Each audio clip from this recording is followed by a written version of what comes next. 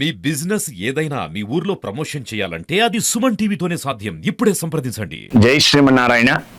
Suman TV ప్రేక్షకులందరికీ కూడా వినాయక చవితి శుభాకాంక్షలు. ఈ విఘ్న వినాయక నవరాత్రి మహోత్సవాల విషయంలో ఈ సంవత్సరం కొంత ఇబ్బందులు కలుగుతూ ఉన్నాయి. ఒకరు ఒకలాగా ఇంకొకరు ఇంకోలాగా చెప్పడం వలన మన ప్రజలందరూ కూడా భక్తులందరూ కూడా కొంత అనుమానపడుతూ ఉన్నారు, ఎప్పుడు చేయాలి ఏంటి అనేటువంటి విషయాన్ని. అయితే ఆ విషయాన్ని తీసుకున్నట్లయితే ఈ సంవత్సరం గ్రహణం కారణంగా ఇన్ని ఇబ్బందులు. అయితే మనకు ఈ సంవత్సరం 7వ తారీఖున అంటే రేపు సెప్టెంబర్ 7వ తారీఖున మనకు గ్రహణం రాబోతుంది. 7వ తారీఖున గ్రహణం రాబోతుంది కనుక మనం వినాయక నవరాత్రులు అంటారు వాస్తవంగా. అంటే వినాయక నవరాత్రులు అంటే ఏంటి? 9 రాత్రులు పూజించి 10వ రోజు నిమజ్జనం చేయాలి. అంటే మనకు 27వ తారీఖు నాడు మనం వినాయక చవితిని ప్రారంభం చేసుకున్నాం. 27వ తారీఖు నుంచి లెక్కించుకున్నట్లయితే మనకు 5వ తారీఖుతో 9 రాత్రులు ముగుస్తాయి. కానీ 5వ తారీఖు నాడు శుక్రవారం వచ్చింది. శుక్రవారం రావడం చేత మనందరికీ ఏంటి, మన వాళ్ళందరికీ శుక్రవారం నాడు అంటే ఇంత ఘనంగా 9 రోజులు పూజించి శుక్రవారం నాడు నిమజ్జనం ఎలా చేస్తాం, శుక్రవారం నాడు భగవంతుడిని ఇంటి నుంచి ఎలా పంపిస్తాం. కనుక మనం ముందు రోజు అంటే 4వ తారీఖు నాడు అంటే 9 రోజులు మాత్రమే పూజించి, రోజుల కింద లెక్క వేసుకొని 9 రోజులు పూజించి 9 దివసములు పూర్తి కాగానే స్వామిని నిమజ్జనం చేసేటువంటి కార్యక్రమాన్ని ఈ సంవత్సరం చాలామంది జరుపుకుంటున్నారు. ఇది ఒక రకంగా మంచిదే. అంటే 9 రాత్రులు పూర్తి చేసుకొని 4వ తారీఖు నాడు గురువారం నాడు నిమజ్జనం చేసుకోవడం చాలా ఉత్తమమైనటువంటి పని. ఎందుకంటే గ్రహణం రాబోతుంది కనుక ఈ సంవత్సరం ఇది చాలా ఉత్తమమైనటువంటి పని. ఇక 11 రోజులు చేసే వాళ్ళ విషయానికి వచ్చినట్లయితే వాళ్ళు కూడా 27వ తారీఖు నుంచి ప్రారంభిస్తారు కనుక 27వ తారీఖు నుండి 6వ తారీఖు వరకు మనకు 11 రోజులు అవుతున్నాయి. అంటే ఏకాదశ దివసాలు. ఈ ఏకాదశ దివసం వరకు పూజించి 11వ రోజున నిమజ్జనం చేయడం అంటే ఉద్వాసనాది కార్యక్రమాలు చేసుకొని నిమజ్జనం చేయడం అనేది కూడా చాలా ఉత్తమమైనటువంటి పని. అందులో మనకు పెద్దలు పూర్వం నుంచి కూడా విఘ్న చతుర్థి రోజు వినాయకుని యొక్క ఉత్సవాలు ప్రారంభం చేసుకొని అనంత పద్మనాభ చతుర్దశి రోజు నిమజ్జనం చేయడం అనేది మనకు పూర్వం నుంచి మన పెద్దల దగ్గర నుంచి కూడా వస్తున్నటువంటి ఆచారం. కనుక మనం అనంత పద్మనాభ చతుర్దశి రోజున నిమజ్జనం చేయడంలో ఎటువంటి ఇబ్బంది లేదు. కానీ దూర ప్రాంతాలు అంటే మన ప్రాంతంలో ఇప్పుడు కొత్తగూడెం ప్రాంతం తీసుకున్నాం అనుకోండి, కొత్తగూడెం ప్రాంతంలో దగ్గరలో గోదావరి నది అంటే భద్రాచలం వెళ్ళాలి. మరి భద్రాచలం వెళ్ళాలంటే దూరము నుంచి వచ్చేటువంటి వాళ్ళు 11 రోజులు గణనాయకుని యొక్క ఉత్సవాలు జరుపుకుంటే వాళ్ళు గ్రహణ యొక్క గడియలు అంటే గ్రహణ వేద పడేలోపు వాళ్ళు నిమజ్జనం చేయలేరు. కనీసం 7వ తారీఖు నాడు ఉదయం తెల్లవారేలోగా నిమజ్జనాలు పూర్తవ్వాలి. ఎందుకంటే వాళ్ళు మళ్ళీ ఇంటికి వచ్చి నిమజ్జనానికి వెళ్ళినటువంటి వాళ్ళంతా గృహానికి చేరుకొని 11 లోపు తెల్లవారి అంటే ఉదయం 11 లోపు వారు భోజనాది కార్యక్రమాలన్నీ కూడా పూర్తి చేసుకోవాలి. కనుక గ్రహణ సమయాల్లో ప్రయాణాలు చేయడం ఇటువంటివి ఉండవు. కనుక ఎట్టి పరిస్థితులలో కూడా 7వ తారీఖు నాడు తెల్లవారేలోగా నిమజ్జనాలన్నీ పూర్తి చేసుకోవడం ఉత్తమమైనటువంటి పద్ధతి. కనుక దూర ప్రాంతాల వాళ్ళంతా కూడా 4వ తారీఖు నాడే నిమజ్జనం చేయడం చాలా మంచిది అని మన పెద్దలు మనకు చెప్తున్నారు. కనుక ఈ యొక్క విషయాలను గమనిస్తూ ఈ గ్రహణం విషయం అంటే ఈ సంవత్సరం గ్రహణం వచ్చింది కనుక ఈ పద్ధతులు పాటిస్తే బాగుంటుంది అని ఒక విషయం.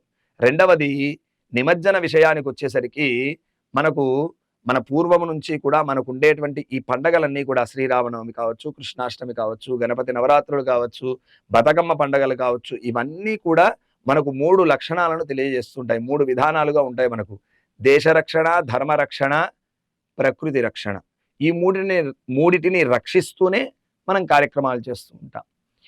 ఈ వినాయక చవితి నవరాత్రులు అంటే వినాయక ఉత్సవాల విషయానికి వచ్చినట్లయితే మనకు పెద్దలు ప్రప్రథమంగా దీన్ని దేశ రక్షణ కోసం వాడారు ఈ యొక్క కార్యక్రమాన్ని. అంటే అందరూ కూడా ఏకీకృతమై ఒక దగ్గర మంటపాలు పెట్టమంటే ఈనాడు దాన్ని మనం ఎవరు కూడా పట్టించుకోవటం లేదు. గ్రామానికి 1 పెట్టుకోండి లేదా 2 పెట్టుకోండి అంటే గ్రామంలో ఎన్ని వీధులు ఉంటే అన్ని వీధులలో గణపతుల్ని పెట్టేసి సమూహంగా చేసుకోండి అంటే విడిపోయి విడిపోయి చేసుకుంటున్నారు. ఇది కొంతవరకు మనకు సమూహకంగా అంటే ప్రజలలో ఉన్నటువంటి ఏకీకృత భావనని వేరు చేసేటువంటి ఒక ప్రమాదానికి దారితీస్తుంది. కనుక ప్రజలంతా కూడా ఒకటిగా కలిసి పెట్టుకోవడం అనేది చాలా ఉత్తమమైనటువంటి పద్ధతి. దీని వలన దేశాన్ని మనం రక్షించుకోగలుగుతాం. ఇక రెండవది వచ్చేసి ధర్మరక్షణ. అంటే ఒక దగ్గర చేసేటువంటి ఆరాధనలో భగవంతుని ఆరాధనలో భజనలు, కీర్తనలు, నృత్యములు, సంగీత కచేరీలు ఇటువంటివి చేయండియా అంటే ఆ ప్రాంతములలో 9 రోజులు ఏం చేస్తున్నారు అనే విషయాన్ని పక్కకు పెట్టినట్లయితే నిమజ్జన విషయానికి వచ్చినట్లయితే నిమజ్జనం రోజు మాత్రం 9 రోజులు ఆ పూజారులు తర్వాత అక్కడ ఉండేటువంటి భక్తులు ఎంత భక్తి శ్రద్ధలతో స్వామివారి యొక్క అష్టోత్తర శతనామాదులు, అంగ పూజలు, పత్రి పూజలు, స్వామివారికి యజ్ఞ ఆరాధనలు, లక్ష్మీ పూజలు, గరిక పూజలు, సరస్వతి పూజలు, విద్యా గణపతిని ఆరాధించడం, ఇలా ఎన్నో ఎన్నో ఎన్నో విశేషమైనటువంటి పూజలు ఆ మంటపాల్లో జరిపి ఆ గణనాథుణ్ణి పంపించేటప్పుడు మాత్రం నిమజ్జనం రోజున మాత్రం విచ్చలవిడితనాన్ని బాగా ప్రవర్తిస్తున్నారు. అంటే తాగడం, పిచ్చి పాటలు అంటే సినిమా పాటలు, డీజేలు, వీటితోటి పక్కన ఉన్నటువంటి జనాలని ఇబ్బంది పెడుతూ ఇళ్లల్లో ఉన్నటువంటి వాళ్ళంతా కూడా బయటికి రావాలా, గణనాథుడు వెళ్తున్నాడంటే గణనాథుడిని దర్శించుకోవడానికి బయటికి రావాలని ఒక ఆనందం. కానీ బయటికి వస్తే ఆ డీజే సౌండ్లకి మాకేమైతుందో అని పెద్దవాళ్ళంతా కూడా ఇళ్లల్లోనే ఉండి బయటికి రాలేక లోపల ఉండి కూడా ఆ శబ్దాలు వింటూ భయపడుతూ చాలా ఘోరమైనటువంటి యొక్క ప్రవర్తన చేస్తూ నిమజ్జన విషయంలో చాలా అపరాధాలు. అంటే భగవంతుణ్ణి ఎంత భక్తి శ్రద్ధలతో పూజించి ఎలా ఎంత భక్తి శ్రద్ధగా నిమజ్జనం చేయాలో అటువంటివన్నీ కూడా జరపడం లేదు.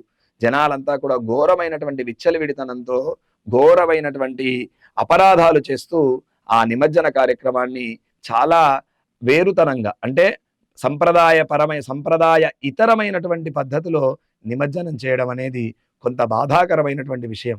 కావున భక్తులంతా కూడా ఈ విధానాన్ని కూడా మార్చుకోవడం చాలా ఉత్తమమైనటువంటి పని. మారిస్తే మాత్రం మనకు ఆ భగవంతుడి అనుగ్రహం వెంటనే లభిస్తుంది. ఇది నిమజ్జనంలో మనం చేయవలసినటువంటి పద్ధతి. కానీ ఈరోజు ఆ పద్ధతిని పాటించకుండా ఘోరమైనటువంటి అపరాధాలు చేస్తున్నారు. అది కూడా ఇంకో విషయం, నిమజ్జన సమయంలో స్వామి తల మీదకి ఎక్కడం, స్వామివారి తొడల్ని కాళ్ళతో తొక్కడం, ఇటువంటి ఘోరమైనటువంటి విచ్చలవిడితనంతో కూడా ప్రవర్తిస్తున్నారు ఈ గణేష్ నిమజ్జన సమయంలో చేసేటువంటి వారంతా కూడా. అదంతా కూడా మనకు ఎప్పుడైనా సరే మనం చేసేటువంటి కర్మ అనేది మనకు ఎప్పటికో అది పరిణమిస్తుంది. ఖచ్చితంగా దాని యొక్క ఫలితం మనం అనుభవించవలసి వస్తుంది. కనుక భక్తులారా, మీ అందరికీ కూడా గణేష్ మండపాలు పెట్టేటువంటి ఉత్సవ కమిటీ వారందరికీ కూడా సుమన్ టీవీ ద్వారా మనం చెప్పేటువంటి విషయం ఏమిటి అంటే, నిమజ్జనం చేసేటప్పుడు స్వామివారిని ఎంత శ్రద్ధతో ఎంత భక్తితో స్వామివారిని మనం మన గృహాల ముందు ఉండేటువంటి మంటపాల్లోకి తెచ్చుకొని ప్రతిష్టాపన చేసుకొని ఆరాధిస్తామో అదే పద్ధతితో అదే భక్తితో అదే శ్రద్ధతో స్వామిని నిమజ్జనం చేయండి, మంచి ఫలితాలను పొందుతారు అని చెప్పి మనం సుమన్ టీవీ ద్వారా తెలియజేసుకుంటున్నాం. ఇక ఇంకొక విషయం ఏమిటి అంటే, మనం ప్రకృతిని పాడు చేసేటువంటి విధానం. అంటే ఈ పూజ ద్వారా మనం ప్రకృతిని బాగు చేసుకోవాలి. అంటే ఎలాంటి పూజల ద్వారా ప్రకృతి ఎలా బాగుపడుతుంది అంటే, మట్టి విగ్రహాలు 21 పత్రులతో పూజించి ఆ పత్రులని ఆ మట్టి విగ్రహాన్ని నీళ్ళల్లో వేస్తే నీళ్ళన్నీ ఏమవుతాయి, శుభ్రం అవుతాయి. శుభ్రమై మనం తాగడానికి మంచినీరు ఉంటుంది. కానీ ఈ పిఓపితో తయారు చేసేటువంటి పెద్ద పెద్ద బొమ్మలని తెచ్చుకొని చేసుకోవడం వలన అది ఘోరమైనటువంటి వాతావరణ కాలుష్యాన్ని పెంచుతుంది. మనం దేశాన్ని ఎప్పుడు ప్రకృతిని, దేశాన్ని, ధర్మాన్ని రక్షించుకునే ప్రయత్నం చేయాలి. వాటిని పాడు చేస్తే మనం కూడా త్వరలో ఆ పాడు చేయడం వల్ల వచ్చేటువంటి ఫలితాన్ని అనుభవించవలసి వస్తుంది. మన ధర్మ సూక్తి ఒకటి ఉంది, ధర్మో రక్షతి రక్షితః. ధర్మాన్ని రక్షిస్తే మనల్ని రక్షిస్తుంది, ధర్మాన్ని పాడు చేస్తే ఆ ధర్మం కూడా మనల్ని కూడా అలాగే ఇబ్బంది పెడుతుంది. కనుక మనం మన దేశాన్ని, ధర్మాన్ని, ప్రకృతిని రక్షించుకునే ప్రయత్నం చేస్తాం. జై శ్రీమన్నారాయణ.